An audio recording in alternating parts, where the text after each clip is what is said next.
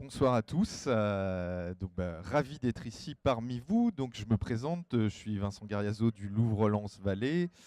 Alors, je remplace un peu au pied levé Wafa Madnous, ma directrice qui malheureusement n'a pas pu être présente ce soir. Mais rassurez-vous, je vais essayer de. J'aurai pas sa prose, mais je vais essayer de vous restituer l'esprit de ce mini-atelier, voilà, sur une durée de 15 minutes. Donc l'idée, c'était de vous parler de la manière dont on peut penser les territoires culturels. Alors déjà, il y a deux notions.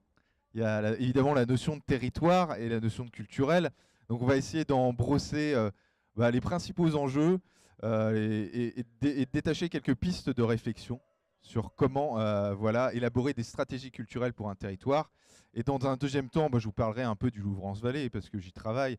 Et donc vous présenter à travers un incubateur des entreprises du culturel en quoi ce type de structure peut participer au développement économique d'un territoire.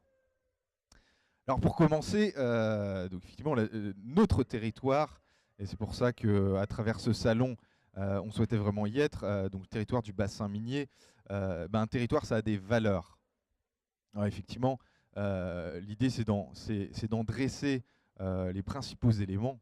Donc pour le territoire du bassin minier, sans grande surprise, donc il y a évidemment ces valeurs minières, ces valeurs de solidarité, ce passé industriel qui a vraiment structuré le territoire, qui l'a dessiné, qui en a même dessiné les paysages avec les terrils.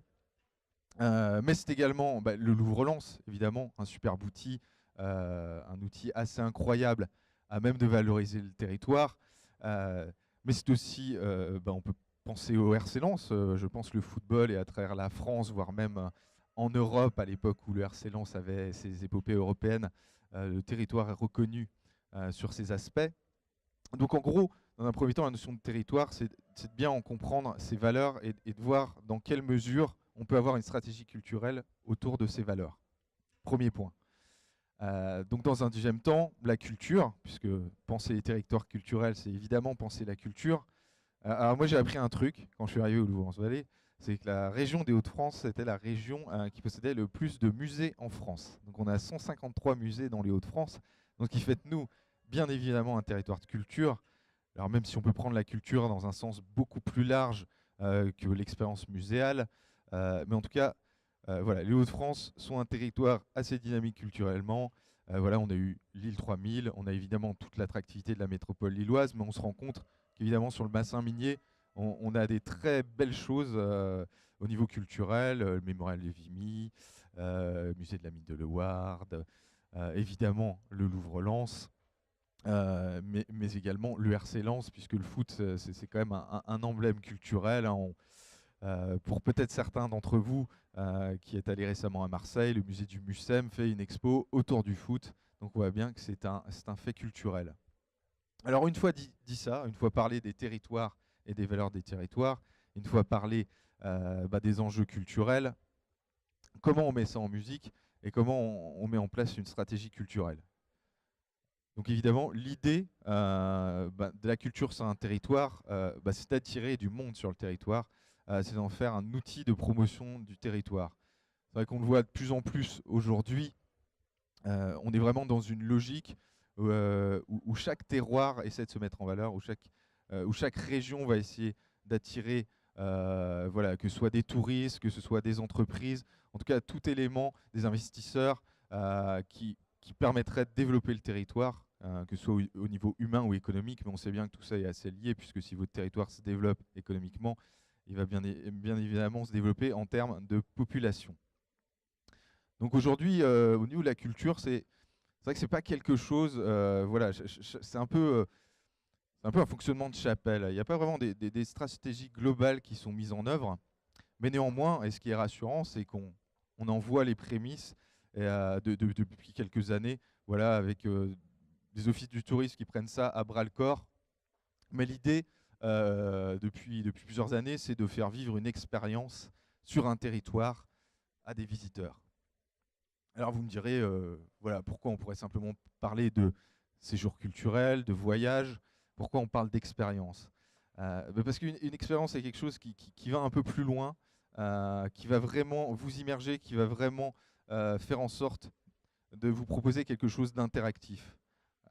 Et c'est pour ça que je ferai le lien évidemment avec le Louvre-Lens Vallée, puisqu'on est un incubateur des entreprises du culturel avec une dimension innovante. Parce qu'aujourd'hui, en termes de territoire et de médiation culturelle, on est de plus en plus dans des logiques d'innovation. On va de plus en plus réfléchir autour de concepts tels que la Smart City. Alors on en a beaucoup parlé sur ce salon, et c'est aussi un des aspects qui justifie notre présence. Mais c'est en gros comment construire cette expérience, et en ça, comment s'appuyer sur la culture et sur tout l'aspect créatif que peut apporter la culture pour construire une expérience assez unique pour les visiteurs. Alors, on pourrait tout à fait imaginer aujourd'hui, voilà, vous partez de Lille, vous venez à Lens par exemple, vous allez prendre peut-être un TER. Voilà, aujourd'hui, il y a des technologies qui existent qui pourraient vous permettre, au cours de votre trajet en train, voilà, qu'on vous diffuse de l'information grâce à vos smartphones géolocalisés, qui va vous signaler que voilà, sur votre trajet, avec peut-être l'apparition d'une photo et d'un texte, dire voilà, que vous passez devant tel ou tel lieu notable du territoire. Alors, ce qu'on peut voir, ça fait de très longues années qu'on le voit quand on circule, par exemple, sur l'autoroute. Voilà, ces grands panneaux qui vous indiquent, voilà, quid le beffroi de Douai, quid de l'Éthéril. Donc, mais évidemment, avec toute la technologie qui est proposée aujourd'hui. Donc, pourquoi le lien avec le Louvre-Lens Vallée Parce que la culture, par rapport à un territoire, peut être vecteur de développement économique. Aujourd'hui, c'est vrai que quand on parle culture, on a plutôt tendance à penser coût, ou en tout cas financement public. D'ailleurs, financement public qui en partie sont asséchés, ce qui fait que les stratégies culturelles doivent être repensées justement pour aller chercher d'autres vecteurs de financement et pour attirer un public de plus en plus nombreux. Donc pourquoi le Louvre-Lens Vallée? C'est que dans l'idée, c'est d'attirer à travers la culture des entreprises qui sont à même de créer de la valeur, parce que la culture est un énorme vecteur de création de valeur. Alors c'est vrai que je prends souvent cet exemple parce que c'est assez juste, mais finalement, quand vous pensez voilà, à une œuvre d'art, on se rend compte assez rapidement que le matériel nécessaire à simplement la création d'une toile est finalement extrêmement peu coûteux. Et en fait, qu'est-ce qui amène le geste artistique? C'est de la valeur immatérielle, c'est de l'incorporel.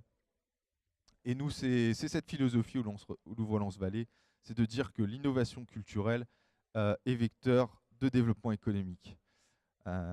Pourquoi développement économique? Tout simplement parce que cet angle culturel va vous permettre et permet une approche vraiment décalée et va vous permettre de générer de l'innovation. Aujourd'hui, l'innovation dans les entreprises, c'est souvent des gens très sérieux, un écosystème de chercheurs, donc qui sont très pointus techniquement, mais qui pour autant voilà, ne sont pas forcément principale source de créativité. Aujourd'hui, ce qu'on cherche à amener à travers les cultures dans le développement économique, c'est faire venir des artistes, faire venir des designers, faire venir des historiens de l'art, faire venir des architectes, et amener cet angle décalé à même de générer une innovation plus créative qui se fait aujourd'hui, peut-être plus centrée sur les usages, peut-être plus centrée sur l'humain et moins sur le produit. Donc en ce sens, quand on parle de penser au territoire culturel de demain, on est obligé de penser à cette notion de développement économique. Et cette notion de développement économique peut vraiment s'appuyer sur la culture. C'est vraiment quelque chose qui est assez peu exploité. Alors pour vous donner des exemples d'applications très pratiques, voilà, on a organisé un culturathon récemment au Louvre-Lens, qui est un hackathon autour de projets d'entreprise, autour même du projet du Louvre-Lens qui était de penser le Louvre-Lens en 2030. Et donc en 24 heures, voilà, il y a des pistes de réflexion issues de multitudes de cerveaux vraiment intéressantes, vraiment décalées, vraiment innovantes, et qui en plus, puisqu'on avait insisté là-dessus, étaient traduisibles au cœur d'un modèle économique. Et donc, pour vous faire le petit récit de ce culturathon, dans l'idée, on a la volonté d'en faire un, par exemple, au niveau de l'hôpital de Lens, sur l'expérience du patient. Typiquement, voilà en quoi la culture peut amener le développement d'un territoire et le développement, j'allais dire, de structure centrale d'un territoire comme un hôpital. Donc aujourd'hui, oui, l'expérience d'un patient, ben, on va surtout y penser en termes un peu techniques de comment on peut faciliter le soin, euh, comment aménager sa chambre, etc. Mais en quoi la culture pourrait améliorer l'expérience du patient? En quoi on pourrait lui faire vivre des choses différentes ben, pour être à même de pouvoir lui faire vivre son séjour d'une meilleure manière. Et donc l'idée, là encore, comme je vous le citais tout à l'heure, bah, c'est de faire venir des gens complètement décalés au secteur hospitalier et de les mêler avec des patients, de les mêler avec des soignants, et finalement d'arriver à quelque chose d'innovant. Et enfin pour finir, puisque voilà, je serai assez court, j'ai un quart d'heure, voilà, les usages technologiques dans la culture, bah, on le voit de plus en plus dans la médiation culturelle, sont un levier important. Alors évidemment, quand on pense incubateur, et nous en sommes un, c'est vrai qu'on va souvent penser à Euratechnologie, qui est un peu un porte-étendard régional. Et vous voyez le succès qu'a pu avoir Euratechnologie, qui a démarré finalement assez modestement, et qui, par voilà, un développement intelligent, a pu devenir la structure incontournable aujourd'hui, reconnue européennement, enfin de manière européenne. Et ben, cette ambition-là, on peut l'avoir sur le territoire, on peut l'avoir sur le bassin minier. Et nous, on va s'attacher en tant que voilà, qu'incubateur des entreprises du culturel, bah voilà, à s'inspirer d'Aura Technologies en tout cas, et pour développer un rayonnement bah, qu'on espère le plus large possible pour le territoire. Voilà, bah, je vous remercie à tous pour votre attention. Bah, j'espère que ces quelques pistes de réflexion voilà, vous auront ouvert l'esprit sur le culturel et le développement d'un territoire. Et puis je vous souhaite une bonne fin de salon.